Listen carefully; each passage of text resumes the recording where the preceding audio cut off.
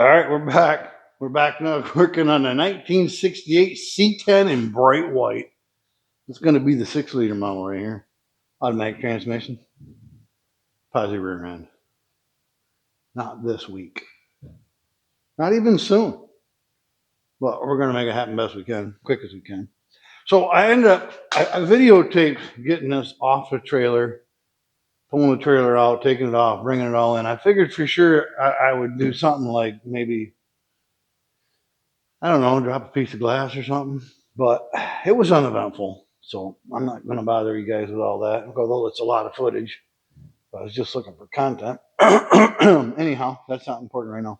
Oh, before I forget, let's get this out of the way. The YouTube thing. Like, subscribe, hit the bell. I know we just started the video, but that's the YouTube thing. I said YouTube. I gotta say YouTube. I want to say C10s, old trucks, Chevys, restoration. See, keys in on all these words. So if you wonder why I'm talking funny, that's part of the reason why. I've got this sitting on 8-inch blocks. Now you can build a cab cart and all that. Maybe I should have one, but it's just more stuff to store, and the shops are never big enough, so I don't want more stuff. 8-inch blocks work well. It gives you 3 or 4 inches of clearance all the way around.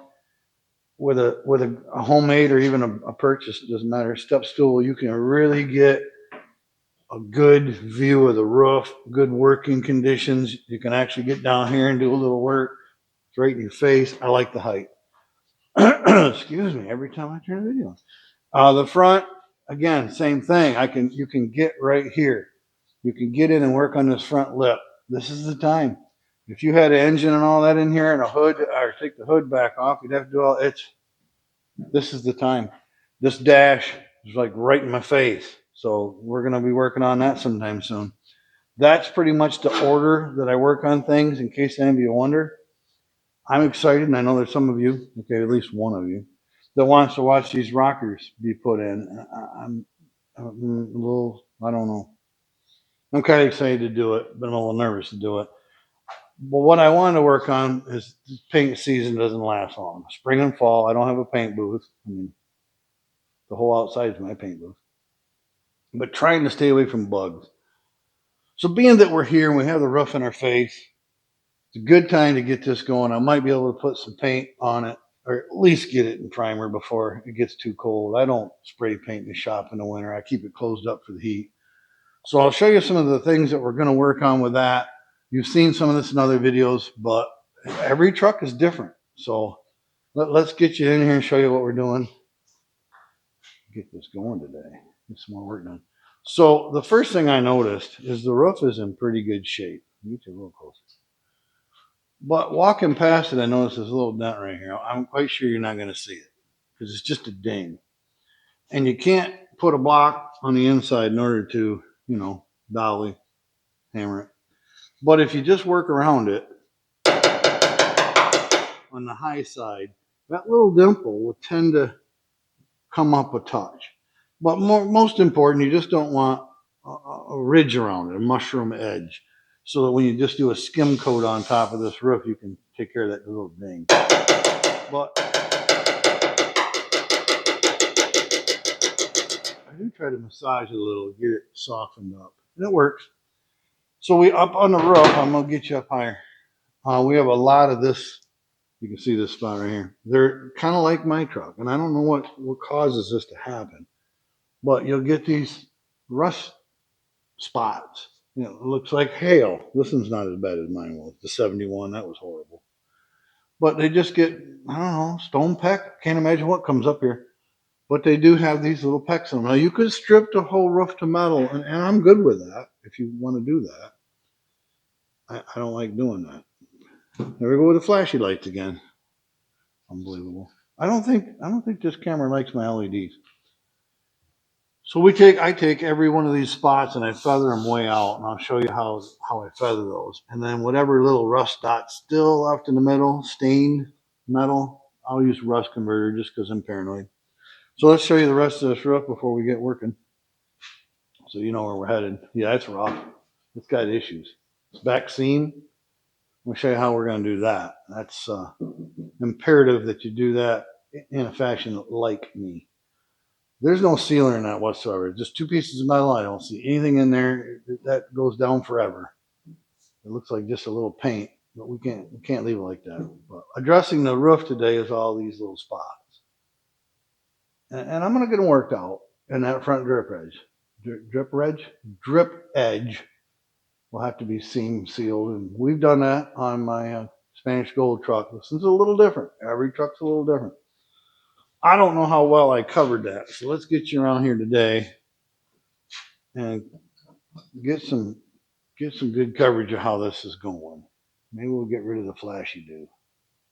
Yeah, that's gonna work. The drip rail. What I do first thing I do is put my glasses on. What I do is get a chisel, cold chisel. It's kind of made for metal. You probably wouldn't want to use a wood one. You'd dull it pretty quick, ruin it. And I put a sharp edge on it. They don't come with a sharp edge from the factory when you buy them. They're just a little dull. I don't know why. Sharpen the edge on that a little bit, and make sure it's one that fits in this rail without hitting the roof. You don't want to be gouging into that when you're hammering. You want to push towards the front lip that's extra heavy duty, it's thicker metal. And we got to get all this garbage out of here. And there, I don't know what we got. Looks like tub and tile again. I see a lot of that on this truck. But you just come in here, get underneath it. This is going to make racket, so bear with me. And just tap it. Oh, wrong hammer. You don't want to use that hammer. That will ruin the body hammer quick. Well, where'd my hammer go? Oh, yeah, I turned the video on. I swear to you, it was right here. Well, we don't have to do a lot of that work today, I guess. I've got hammers around. Just bear with me. So if you have the original in there, I don't know, it's 50 years old or more. It probably did get crusty. But this seems like a tub and tile or some kind of aftermarket seam sealer. You get just flat with the metal, and it's just, I want to show you, and there's a reason. You just get in there and scratch it all right down to the metal.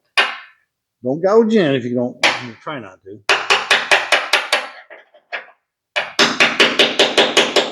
You can hear the difference. When you get to the metal, it's a higher pitch. You just tip your chisel down a little bit. Hold on. I'm almost there. All right, that was about an inch. And it's not done. That inch isn't done. But it's most of it. And then you come in at this angle, get a little more of it off. You hear the difference when it gets higher pitch? More solid.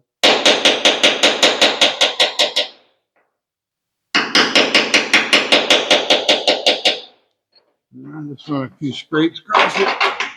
It doesn't matter. You got to go down the metal anyway. All right, that's an inch. That's how much time it takes to do an inch. You want to do another inch? I do. Let's do one more inch. I got a mark right here. We're just going to do an inch, and then I'll go on to something else.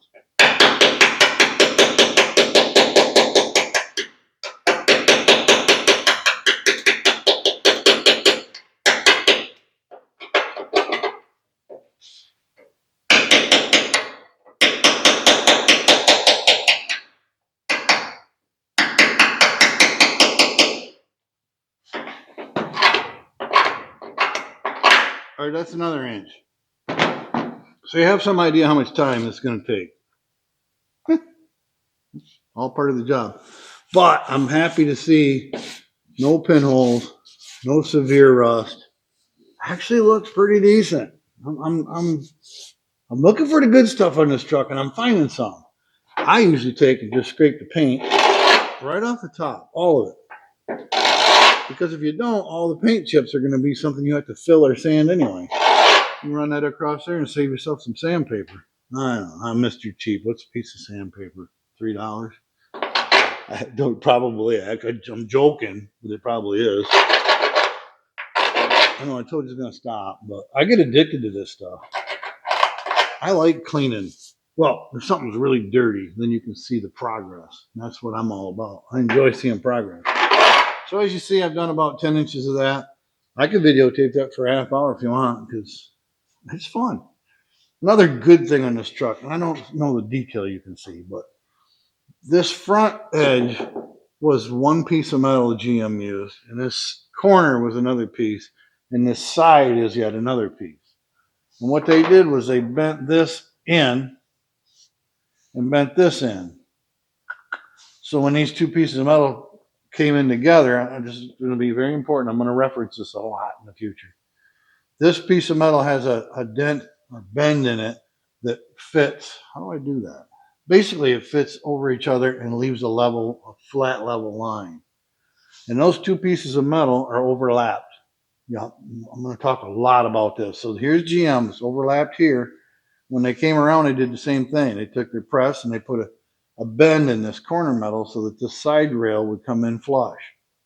Now, they didn't weld it or anything. They ended up using the seam seal in there. But the point is, it's overlapped here. It's overlapped there. 2 times on the other side. It's not the end of the world, people. You act like, hey, you can't overlap metal. You absolutely can. Just be aware of the problems.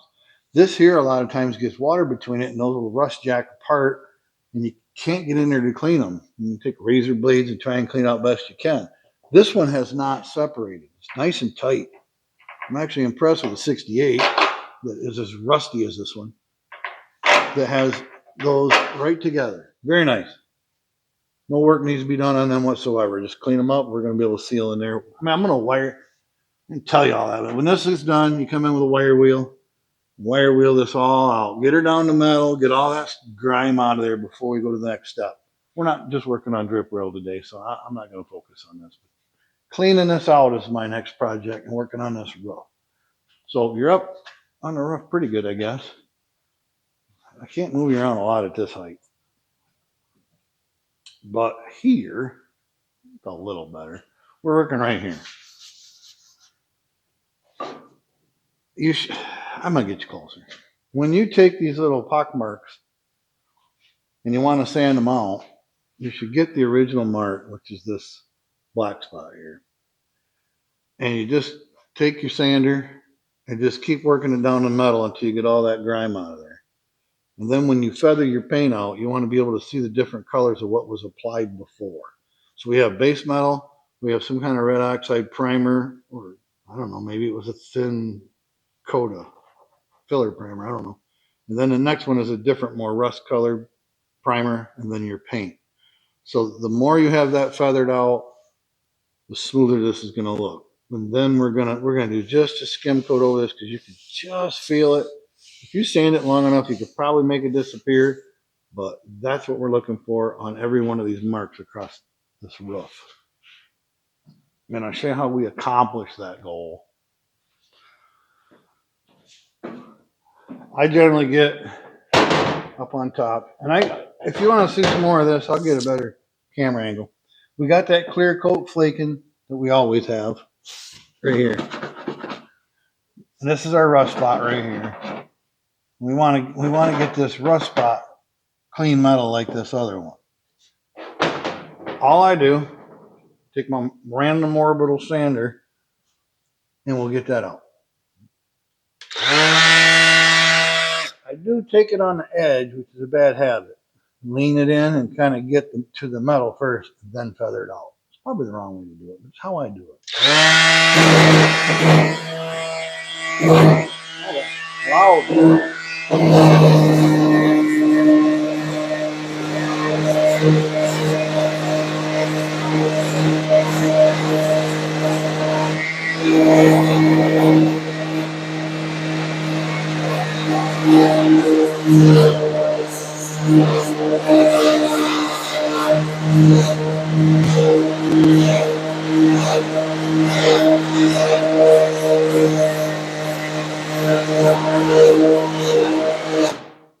That's a lot of noise, isn't it?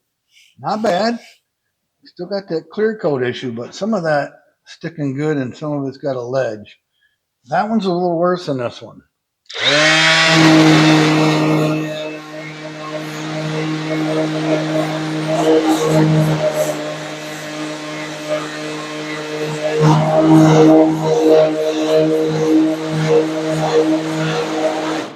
All right, that's pretty decent.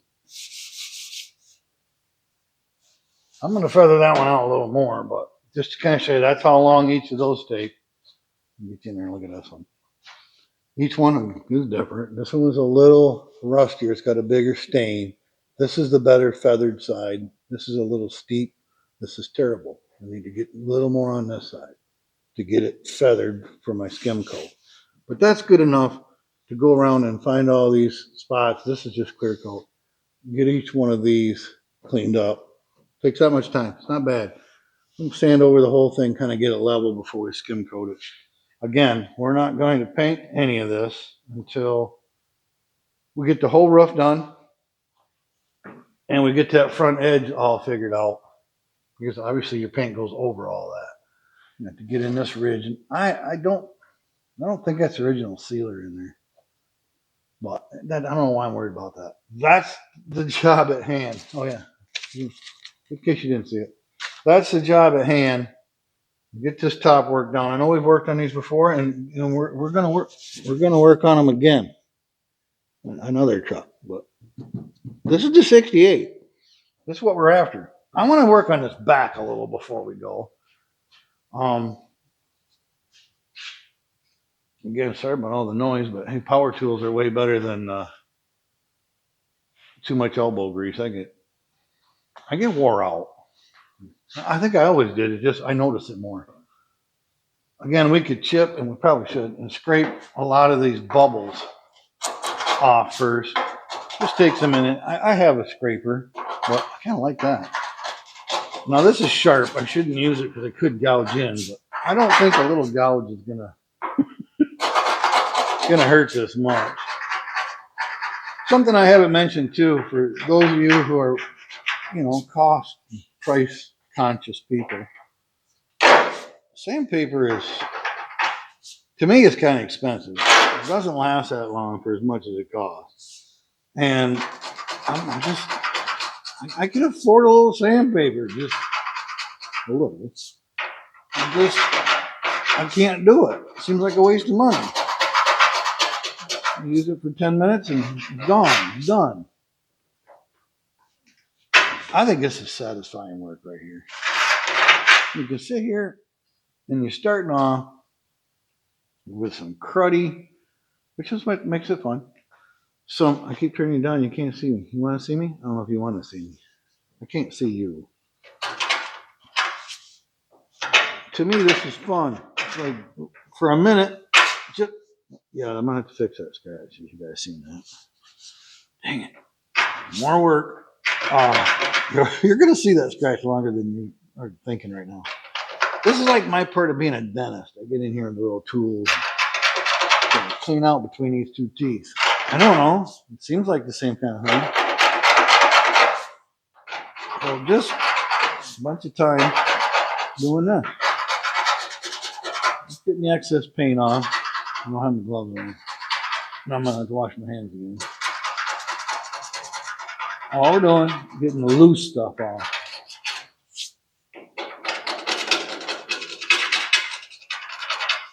Is that far enough for now? Oh, it's on my sandpaper. I forget. One of the hardest things on your sandpaper, I mean, it's sand, it's tough, but sand and paint, if you don't gum it up, and this paint won't gum up sandpaper, it's already dry. And metal, I mean, that's hard, but the sandpaper just kind of slides around it. This rust, it's an oxidation, blah, blah, blah. I don't know. You got to talk to my wife about all that. She's into that stuff. I don't know. Chemistry stuff. It's hard as nails. And sanding on rust wears out sandpaper quicker than anything else I've seen. All right, we got a little spot. I could put out a new piece, but it's still bumpy, so I don't want to. Let's just show you what I thought I had a square one, but I think it's like corded. I might get it out yet.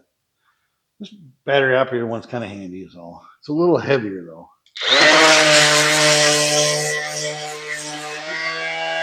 You can get fatigued holding that extra battery weight, so the electric one's kind of nice.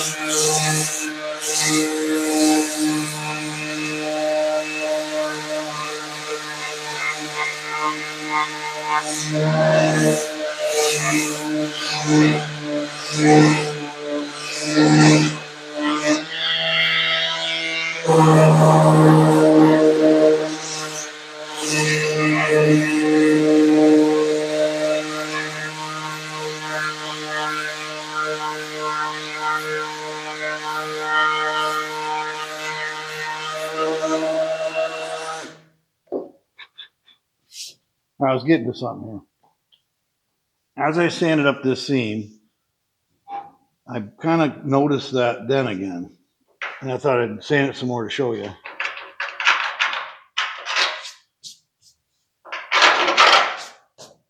You can see it now. And that's okay. Because now it comes to my attention. But you've also taken the metal and everything, not the metal, the paint and everything down to the metal. So you're making that ding as shallow as possible by not leaving the raised paint around the edges. We'll keep sanding on that till we pretty much metal all the way around. Then we'll have just the tiniest little bit of filler to put in there. And then you can see these, and this is what I was after. And you sand the metal, you can see the little tiny pitting. That's what I call it. Pitting in this. And it's right here in your face. You're never going to have a better time to work on this stuff than it's right here. You're not straddling the frame when you get it on there or jumping over the exhaust, whatever you got to deal with. So this isn't ready. This is just a start. Get this sanded. We're going to get this down until where all the rust is gone. Now, they use that red oxide, which I kind of like, but at this point I don't. It tends to lean you to think it's rustier than it is. But all them little pock marks have got to be cleaned up and checked to see if there's holes in them. It looks pretty good to me. I mean, that's solid. But we want to clean them out. If you leave rust in this, it's just going to pop. I mean, it might not, but you going to take that chance? I'm not going to. I'll take a wire brush. I'll take a wire wheel. Get out what I can. Rust convert to rust. Keep moving along. So here's where I'm going to be for the next, I don't know, 6 hours? Probably. It's a good guess. But when you walk up to a vehicle, you look, especially a lowered truck, you're looking right across the roof. And this one is pretty straight. I'm happy with how straight it is. I'm not going to have a ton of body work to do. Just going to have these little spots, which are going to feather out nicely. I don't even know if I'll skim coat the whole thing or not, just because so I think I'm just going to hit each spot. Like I did on the Spanish Gold, this one's going to work probably better. That needs sand a little better. That's what I'm working on. That's where I'm going to be. We do have this under lip here. Look at that real quick in case you run into this problem. I think it's less of an issue. I'll move my steps. This has happened because it's even got a little spot on the bottom. This back seam, I call it a seam, I don't know why. This back window that bounced off the concrete. You can see all the original paint. There's one little rust spot right here. And I don't understand it either because I don't know, it doesn't matter. It's not pitted, it's barely rusted at all. Most of it's still painted from the factory. So we have a good edge. It looks like nobody ever monkeyed with this. It's just maybe the original seal even. And the water didn't get in and rust it. But the water did set at the edge of the seal and bubbled up the paint. And here we got quite a bit of rust going on. But even where hold on. I might have ran that too long. Even where the rust went right to the edge, you can see this is all painted right across here. So it's got a good seal surface. Even if I did go a little too deep on that, I'm down to metal. It doesn't matter. It's all getting painted. So it shows me that there's a good flat surface for a new seal. No real issues. If you had it bleeding down into that, definitely would be a focus area. There's no drip rail to stop the water. It's going to get water to it. It's going to get wet. It would have to be fixed, metal replaced, primed, sealed, and critical area on top. I wouldn't even worry about the bottom so much. If you can see the bottom, you don't get the water that you do on the top. I don't. Again, odd rust spot. That might have been where the box bumped at one time, and it just keeps rust just keeps going. Little ding right there. I'm not happy with. Let's hit the sander on that. I just noticed that. This is about whooped anyway.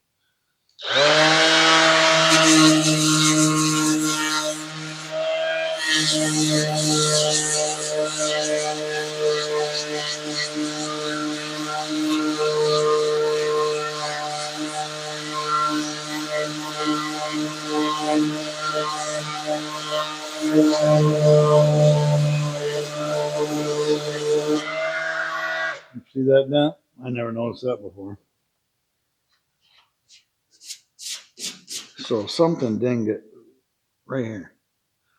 So this is another reason is, man, I can't stop. Here, one more, and I'll be done.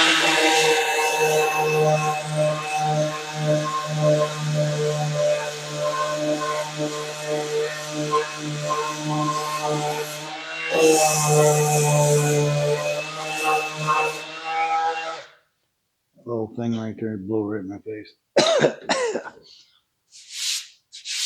So I didn't even see this ding. Didn't even notice it until I was standing here looking down at this ding. Again, this is how I do them. You sand them up. It makes them more visual. It means you use less metal or less filler on the metal. Again, this is clamshelled together. I can't get inside to metal finish it. So that makes sure it catches your eye for filler time. Those have to be cleaned up. Now that bottom seal has a little bit of pitting around it. So I'm going to have to focus on that inside corner a little bit. But there's so little to do on those, it's not going to be an issue. Finding more and more of these dings. Try to get out as many as we can. The truck isn't going to be perfect. It'll be driver quality, but I want it to be as good as I can. Do the nicest job as I can do. So there's this week's focus. This is what we're working on. That's where I'm going to be. Wish you were here to help me. I mean, I wish you were here to see and visit. I'm just teasing. To me, this is fun. This is a lot of fun. You know, discovering all these little dents and all these little imperfections. Like, oh, I've never done one of these before. I've never had a dent that close to a seal before. I'm going to pay attention to that. Only because I don't want filler under a seal area. You might have to, but I just hate doing it. I metal finish it as best I can. If it's a bad spot, I might even use it. I know this is wrong. I know somebody's gonna use some JB weld. It's a much harder, less flexible seam and flashy lights. It's more durable than body filler. I mean, body filler is just a 2-part plastic. Good stuff, but it will, as heats and cools, it will move a little differently than the steel. So if you had one little pothole and you zapped it or brazed it or however you want to fill it, and you got it filled, and you got it all sanded and ground back down, and you just want to make sure it's got something in any little pock mark on a sealed area, I would probably use JB weld. And then go back and work the JB weld smooth. You want it smooth as glass. I shouldn't say that. Well, glass is a little porous. You want it smooth enough to hold your paint, and then you get a good paint surface on there, and it'll seal. We got a heck of a ding right here. I don't know what we're going to do with that yet. I might address that next week. Something here is taking this body line, and you can see it right there. It's dark on camera. And that is pinched in, and I can't get to it from the backside. There's a little hole right here on the clamshell. I call it that 2 pieces of metal. 2 pieces of metal seamed together by GM right here. They're butted right together like everybody says you can't do. But there's a little hole I can get in there, but I don't know if I'm going to be able to get in there and pop anything good. I shouldn't do it, but before I go, I'm thinking about it. See, this is how I get sidetracked. It would be neat. I shouldn't use one of these, but I'm going to. If I can reach in that little hole and get to that spot. Now, I'm not going to try and do it right now because I have a screwdriver in it, but I just want to see if it'll move. Oh, it is. Get a little movement right here. So I'm going to get a soft, I'm going to show you. I'm going to leave that. We're going to do that on video next week. Show you how to get some of these dents out that are like, that would bother me. Something terrible. And you wouldn't want to fill from here to here with body filler to get that straight. And it's a raised edge. Body filler is a bad idea. If somebody walked by or bumped that edge with it being body fill, it would crack and pop off. Now this is in an area where you're not likely to ever hit it. But somebody did once because it's there. So we will pop that out. I'll show you what spoon I use and all next week.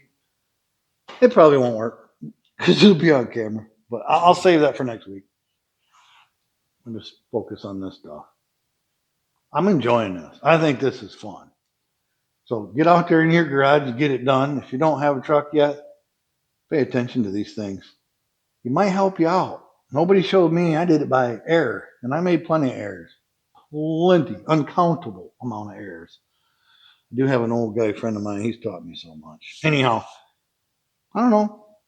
Thumbnail them, mark them, do something where you know where this is at in case you have to deal with this or this dent. How I'm going to show you. That'll be next week if I remember. Working on these, and then we're going to seam seal it. Just neat tricks that makes things easy, and will make them last a really long time. Maybe not 50 more years, but everything I work on, I'm shooting for 60 more years. Thanks for coming. Thanks for stopping. We'll see you again next week.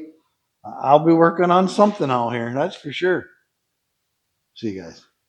How many times have I hit the off button? I go with one. It's been one most of the time.